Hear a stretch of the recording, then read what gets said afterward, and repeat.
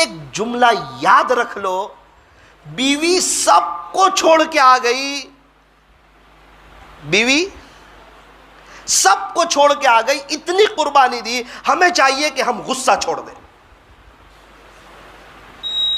وہ سب کو چھوڑ کے آ گئی، ہمیں چاہیے کہ ہم غصہ چھوڑ دیں، گھروں میں محبت والا ماحول قائم ہو جائے گا۔ امی اور بیوی کے درمیان اعتدال کرو، افراط تفریط نہ کرو۔ امی کی بات سن کے بیوی کو بول رہے ہیں، بیوی کی بات سن کے امی کو بول رہے ہیں، نہ، دونوں قابل احترام ہے۔ ماں ہمیں دنیا میں لانے کا ذریعہ بنی اور بیوی سب کو چھوڑ کے ہمارے پاس آئی۔ اللہ نے دو کان دیے، ایک سے ماں کا سنو، ایک سے بیوی کا سنو، دماغ سے سوچو، بلکہ زیادہ تر تو کہو ہی مت۔ بیوی کی بات سن لو، اس کو ایسا لگے کہ ابھی امی کو سمجھائیں گے، امی کو کہو مت۔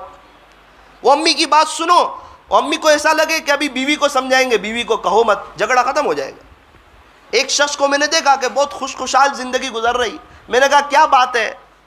کہا کہ بیوی کی بات سن کے امی کو نہیں کہتا، امی کی بات سن کے بیوی کو نہیں کہتا، یہ دونوں مجھے کہہ دیتے ہیں تو ان کو ایسا لگتا ہے، بیوی کو ایسا لگتا ہے کہ اب امی کو بات سمجھ آ گئی ہے، اور امی کو ایسا لگتا ہے کہ اس نے بیوی کو سمجھا ہے، اس کو بات سمجھ میں آ گئی، دونوں آپس میں مل جاتے ہیں، واپس محبت ہو جاتی ہے، اور آدھے گھنٹے میں جھگڑا ختم۔ مجھے تھوڑا سا ٹینشن آتا ہے، میں صبر کر لیتا ہوں۔ مولانا اگر جو کہنے جاؤں بیوی کی بات امی کو تو کہیں گے کہ آج کل کی گھر میں آئی ہے اور مجھ پہ حکومت کرنا چاہتی ہے، تو جھگڑا اور بڑھ جائے، 5 دن ناراض ہو جائے گی امی۔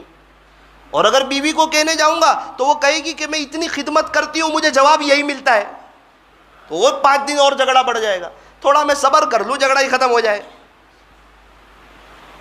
کبھی 10 روپے صدقہ دو کہ اللہ میری بیوی کی اور میرے امی کی خوب اچھی طرح محبت ہو جائے، ایسا فیصلہ فرما کرو نے دعا اللہ سے۔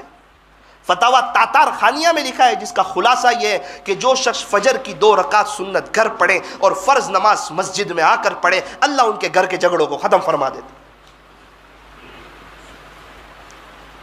پڑھو عشاء نماز میں اللہم انی ظلمت نفسی کے بعد ربنا ہب لنا من ازواجنا وذریاتنا قرۃ اعین وجعلنا للمتقین اماما۔ دیکھو بیوی بھی آنکھوں کی ٹھنڈک بنے گی اور بچے بھی آنکھوں کی ٹھنڈک بنے گی۔